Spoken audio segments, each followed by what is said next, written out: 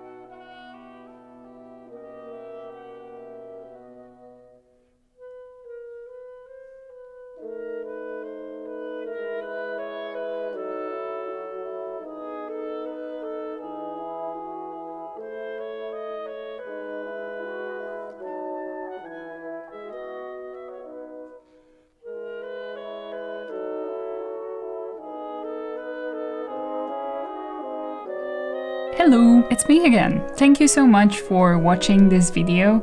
I'm quite proud of how these portraits turned out. I feel like I have stepped up my colored pencils game a bit when it comes to rendering the skin and eyes. And if you liked the video, please give it a like, maybe comment, and consider subscribing. And thank you again for watching, and see you in the next one. Bye!